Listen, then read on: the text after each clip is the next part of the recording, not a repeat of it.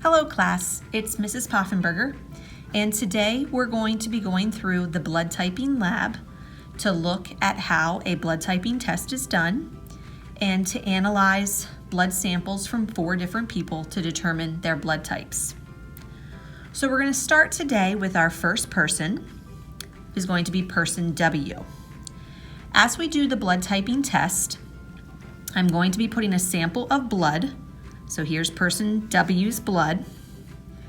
I'm going to put a sample in each of the wells, and then I'm going to add the correct anti-serum to each well. So in well A, I'm going to put the anti-A serum, which means that this has antibodies that are going to attach to A antigens. So if the blood sample has A antigens on the outside of the blood cells, this antibody is going to attach to those antigens and it's going to cause the blood to clump. In the B well, I'm going to put anti-B serum. So same thing, this is antibodies that are going to attach to B antigens. So if the blood sample has B antigens on the outside of the blood cells, it's going to cause the blood to clump. And then in the RH well, I'm going to put the anti-RH, the antibody for the RH factor. This says anti-RH. In other blood typing tests that you do, you might also see anti-D. Anti-D is the antibody for the RH antigen. So again, when I add this to the blood sample, if clumping occurs, that's because it has the RH antigen on the blood cells, and the antibody that's in this serum is attaching to those RH antigens. Okay, so we're going to get started with our first blood typing test here, which is person W. So I'm going to take my blood sample. I'm going to put a little bit in each well. Okay, and as you notice, they all look the same. And then I'm going to start with my serums. So I'm going to start with anti-A. So I'll put a little bit of anti-A in there. In the A well and the B well, I'm going to put anti-B, which again is the antibody for B. And in the RH, I'm going to put anti-RH. Okay, now I'm going to use a toothpick for each to stir them to see if we have any sort of reaction here. And I need to use a different toothpick because I don't want any contamination to occur.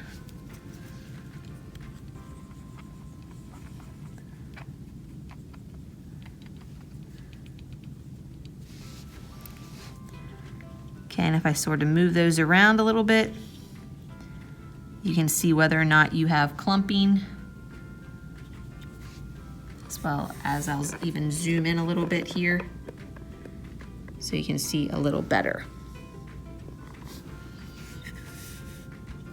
Okay, so again, that was our first test. That is person W. So right now you should record your results for what you think occurred with person W in terms of the agglutination, the clumping, for each of the different antigens, A, B, and RH. And then what does that tell you in terms of the person's blood type? What blood type would they have?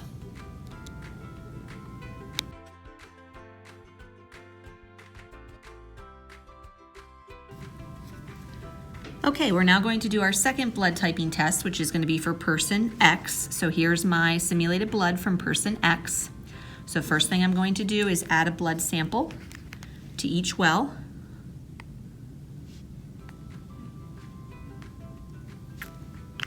So there are my blood samples. You can see they all look the same. And now I'm going to add my antibodies. So I'm going to start with anti-A, and I'll put that in the A well.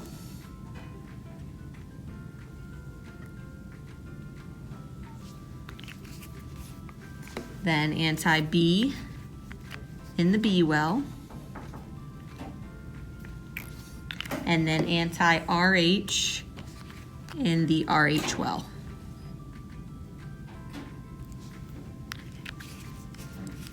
Okay, and then just like I did before, I'm going to take the three different toothpicks here, and stir each well to see if we have any clumping.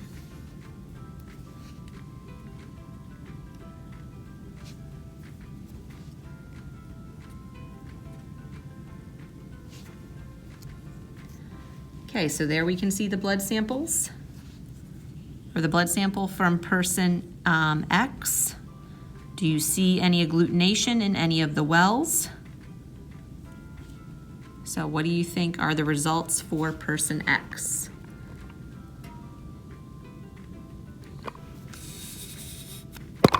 Oops, sorry. We'll zoom in there some more. So again, agglutination, clumping, or no clumping. Okay, so go ahead and fill in your data table for person X.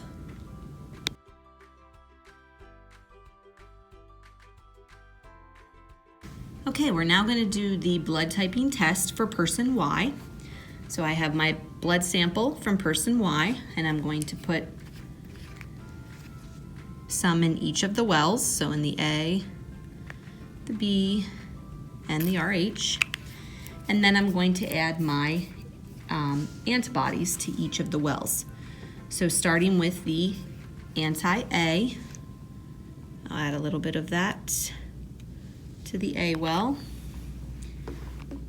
Anti-B to the B well. And anti-RH to the RH well. And then I'll take 3 toothpicks and I'll mix each well to see if there's any clumping.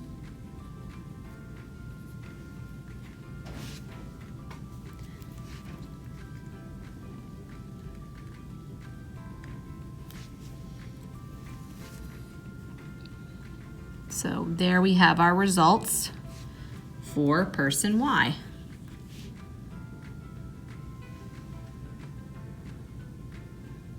So we should go ahead and enter that data into the data table. So those are your results for person Y.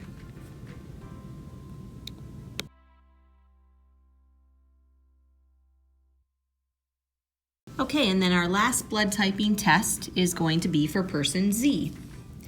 So I have our blood sample for person Z. I'm going to add some blood to each of our blood typing wells.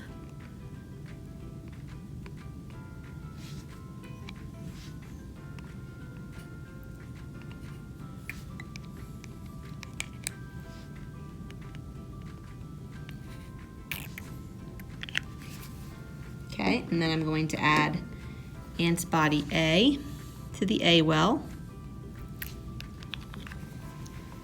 antibody B to the B well, and antibody RH to the RH well.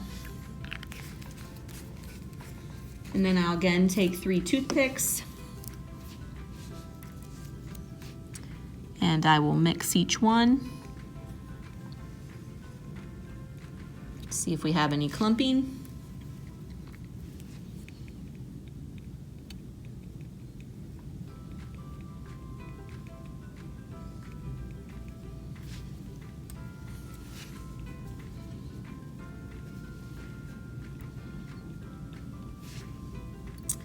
So there are your results for person X, or sorry, person Z.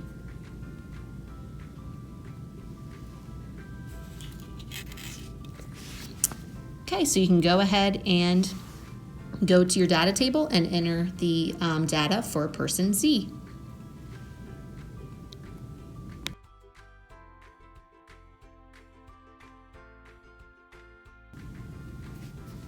Okay, so just to do a little recap of our blood typing tests, I have our 4 wells that go with each person's blood sample, so person W, person X, person Y, and person Z. So you can just compare them and see if we have clumping and agglutination in those wells. So just to make sure you have the correct data there when analyzing those blood samples. Okay, so double check your data table, make sure everything looks good. And thanks so much for listening to and watching our lab today on blood typing, and we'll see you later. Have a great one.